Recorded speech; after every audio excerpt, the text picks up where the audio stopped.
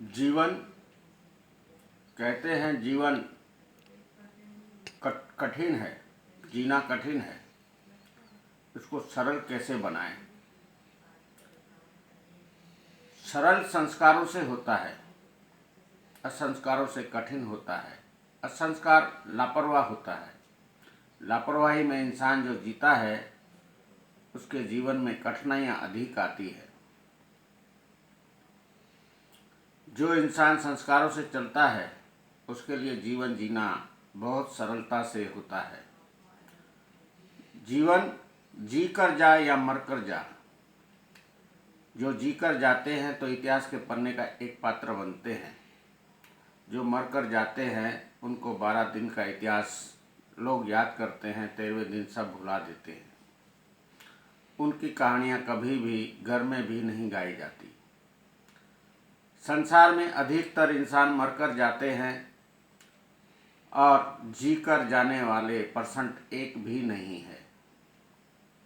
जिनका इतिहास पन्नों में आए वह जीने वाले लोग संसार में बहुत कम है। वही लोग समझे हैं जीवन कैसे सरलता से जिया जाए। हर एक इंसान जीता तो जरूर है पर समझता नहीं कि जीवन क्या है।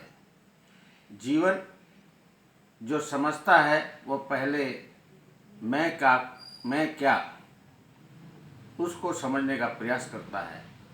सबसे बड़ा कठिन सवाल है मैं क्या, अर्थात अपने स्वयं की मैं को समझना, अर्थात मैं क्या।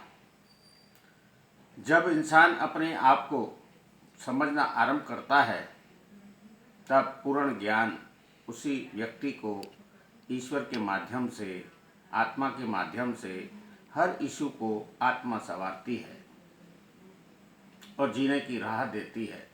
जिसको ऋषियों ने राह में सत्य के नारे से, जो इंसान मृतक मरता है उधर एक नारा चलता है, राह में सत्य, राह में सत्य, राह में सत्य।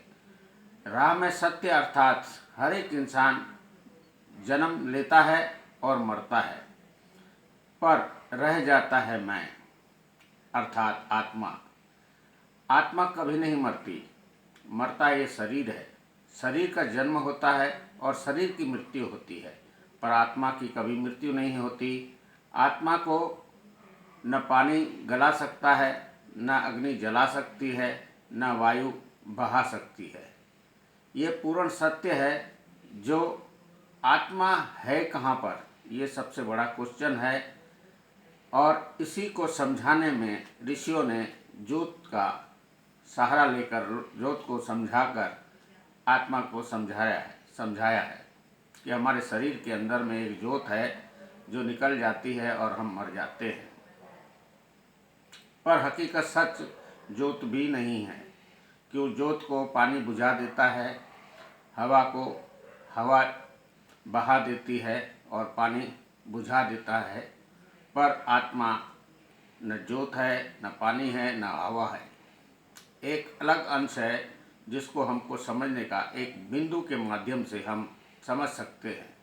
हर एक इंसान में एक बिंदु है, जो बिंदु निकल जाता है और वही बिंदु मैं के ऊपर लगता है। जब इंसान मैं लिखता है तो उसके ऊपर, मैं के ऊपर में 2 मात्रा और बिंदु के साथ में मैं लिखा जाता है। 2 से जन्मा है एक बिंदु।